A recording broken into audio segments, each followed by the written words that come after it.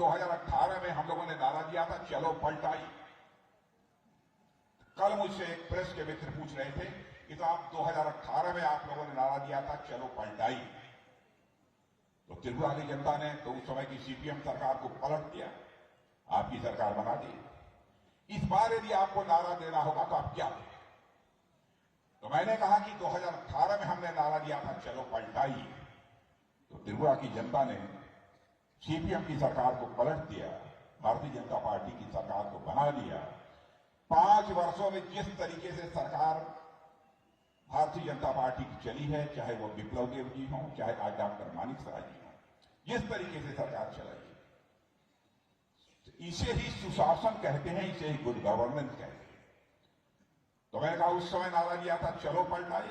आज मैं नारा दे रहा हूं, चलो सुशासन को मजबूत बनाइए और अधिक बेहतर गुड गवर्नेंस कैसे हो सकता है, इस संकल्प को लेकर हम लोगों को आगे बढ़ने की जरूरत है। और डॉक्टर मानिक शाह जैसा मुख्यमंत्री, विप्लव दास ने भी बहुत अच्छा काम किया था। इसीलिए पार्टी ने फैसला किया कि विप्लव दास यंग हैं, डायनेमिक हैं। चीफ मिनिस्टर के रूप में काम करके उन्होंने दिखा दिया है कि कैसे सरकार चलाई जाती है। और भारतीय जनता पार्टी जितनी बड़ी पार्टी है, उसमें बराबर नए यंग ब्लड की, नौजवानों की जरूरत पड़ती है देश में। अब भाई तुम चलो केंद्र में, अब यहां की जिम्मेदारी डॉक्टर मानिक शाह जी संभाली। और आपने देखा कि संसद के सर्वोच्च सदन में विप्लव दास को, इस त्रिपुरा के मिट्टी के लाल विप्लव दास को उठाकर राज्यसभा का सदस्य भारतीय जनता पार्टी ने बना दिया। और यहां के शासन की बागडोर डॉक्टर मानिक शाह जैसे निहायत सज्जन, शरीफ, पढ़े लिखे, डूअर करने वाले व्यक्ति के हाथों में शासन की बागडोर सौंप। दूसरी राजनीतिक पार्टियों में इतने सहज और सरल तरीके से संभव नहीं। दूसरी राजनीतिक पार्टी में यह करना हो तो वह पार्टी टूट जाएगी, खंड खंड हो जाएगी। आपने देखा यहां पर सीपीएम का एक बार मुख्यमंत्री बन गया तो बन गया, उसको बदलना किसी के बस का नहीं होता। भारतीय जनता पार्टी हिंदुस्तान की अनुशासित पार्टी, डिसिप्लिन पार्टी, इसलिए यह संभव हुआ। और हमारी गवर्नमेंट ने क्या किया है देश में, त्रिपुरा के लिए क्या किया है, यानी त्रिपुरा के लिए, देश के लिए हमारी सरकार ने, हमारे प्रधानमंत्री ने किया है। हमने आपके ऊपर कोई एहसान नहीं किया, यह हमारा फर्ज था। आपने यह जिम्मेदारी हम लोगों के कंधों पर दी थी सरकार बनाने की, हम उस फर्ज को पूरा कर रहे हैं। आपके प्रति शासन में होने के कारण जो हमारी जिम्मेदारी बनती है, उस जिम्मेदारी का हम निर्वाह कर रहे हैं। हमने कोई एहसान नहीं किया। आज हिंदुस्तान का कोई व्यक्ति नहीं कह सकता है कि उसकी भूख के कारण मौत हो गई। 2014 के पहले समाचार पत्रों में इस प्रकार की भी घटनाएं सुनने को मिलती थी, भोजन न मिलने के कारण फला परिवार के 4 लोगों ने दम तोड़ दिया। भाइयों, अब एक भी घटना हिंदुस्तान में जी आपको सुनने को अथवा देखने को नहीं मिलेगी। इतना बड़ा देश, जनसंख्या में दुनिया का सबसे बड़ा देश होने जा रहा है हमारा यह भारत। 80 करोड़ लोगों को मुफ्त राशन दुनिया में ही कहीं मुहैया कराया जा रहा है, तब केवल और केवल हमारे और आपके देश भारत में मुहैया कराया।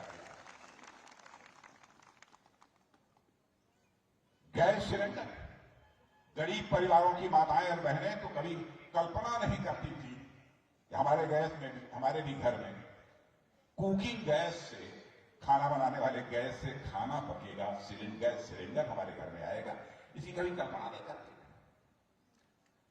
मुफ्त में गैस सिलेंडर को मुहैया कराना हमारी सरकार ने प्रारंभ किया।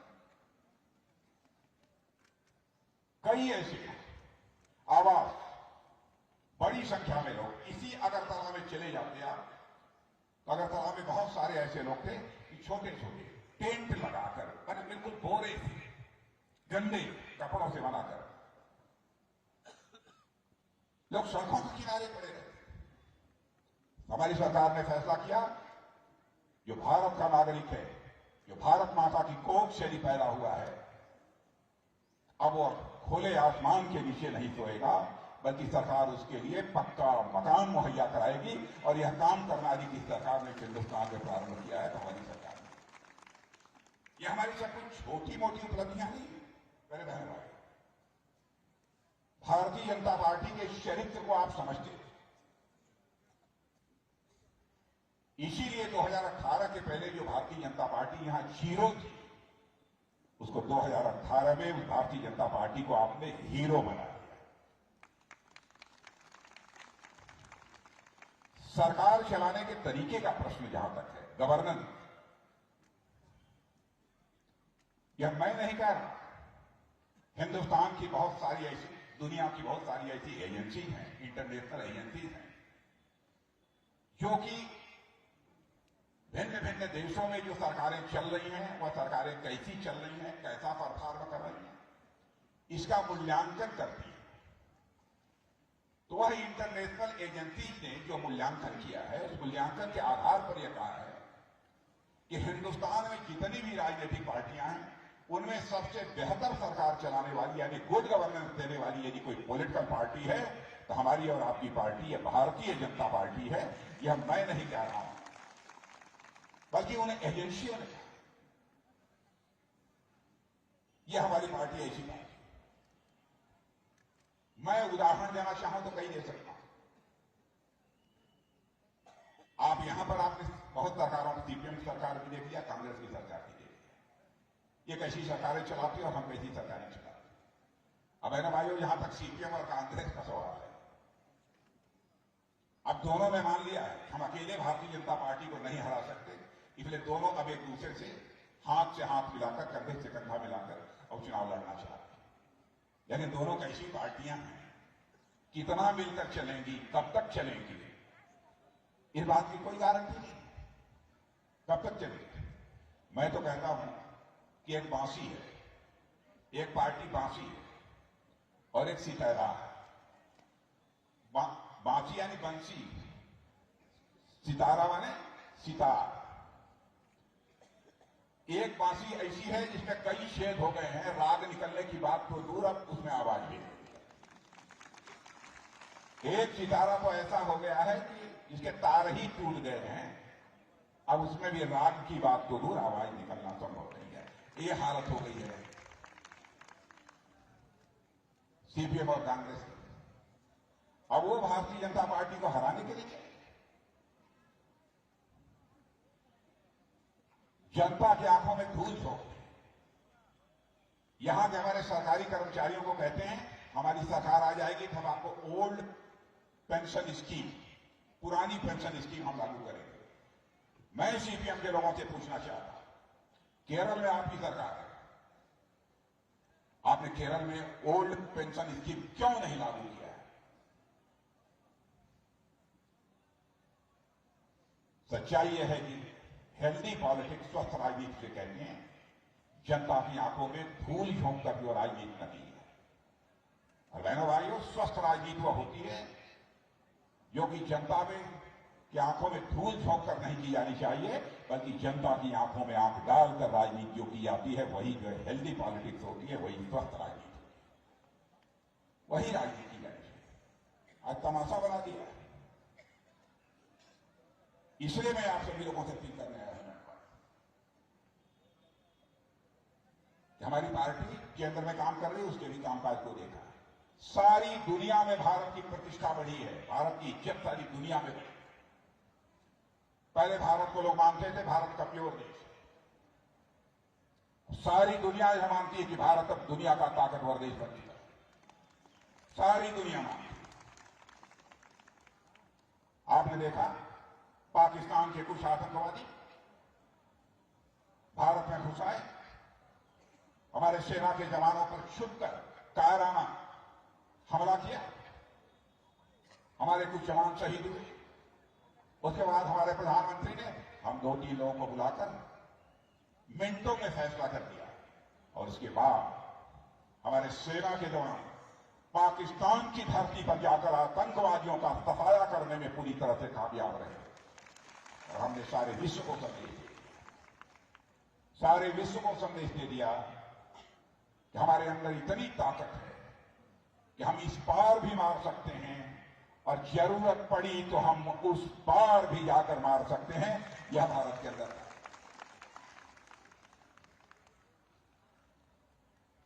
अब हमारा भारत यह कोई कमजोर भारत नहीं है। भारत का कद अब दुनिया में बहुत ही ऊंचा हो गया है। रूस और यूक्रेन की लड़ाई चल रही है। आपको जानकर आश्चर्य होगा, यूक्रेन में हमारे हजारों बच्चे भारत के रहने वाले जो मेडिकल इंजीनियरिंग की शिक्षा प्राप्त कर रहे हैं यूक्रेन में, वहां से वो निकलना चाहते थे क्योंकि वहां पर बमबारी हो रही, बड़ी संख्या में लोग मारे जा रहे।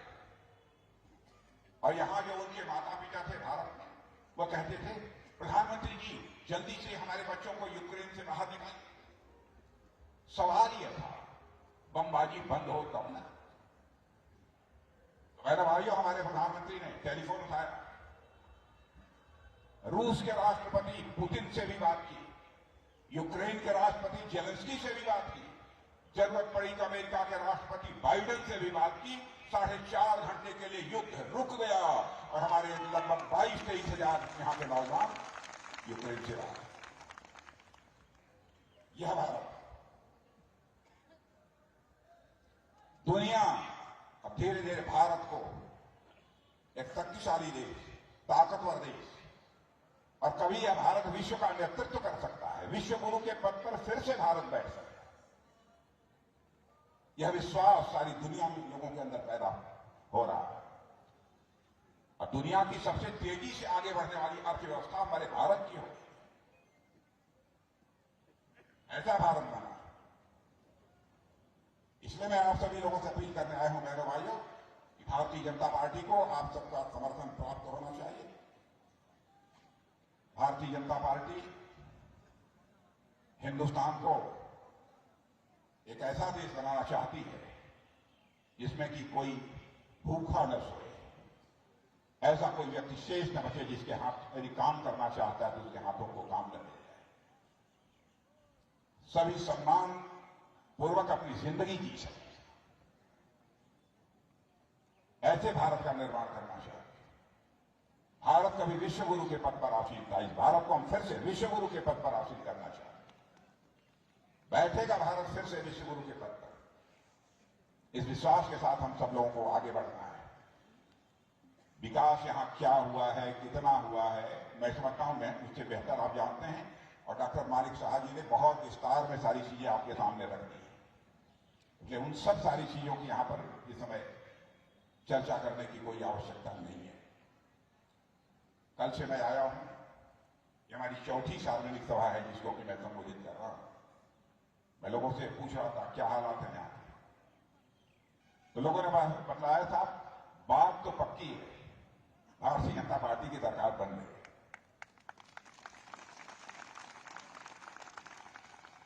कुछ अपने प्रेस के मित्रों से भी पूछा, वो लोग भी देखे, कहा साहब चिंता मत करिए, दुविधा नहीं, भारतीय जनता पार्टी की सरकार बन रही है, पक्का है।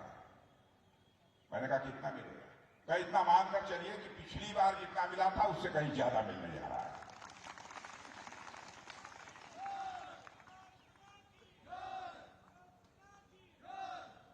और मैंने भाइयों कल की एक सभा में मैंने कहा था कि त्रिपुरा में भारतीय जनता पार्टी को 50 सीटें यदि प्राप्त होगी, 50 सीटें यदि प्राप्त होती हैं, मैं प्रधानमंत्री से अनुरोध करूंगा कि त्रिपुरा जनता का आभार व्यक्त करने के लिए स्वयं त्रिपुरा की एक बड़ी सभा में वो यहां पर मौजूद हों, आप सभी लोगों के सामने मैं उनसे आग्रह करूं। इसलिए इस अवसर पर इससे ज्यादा कुछ न कहते हुए मैं पुनः आप सबको धन्यवाद देता हूं।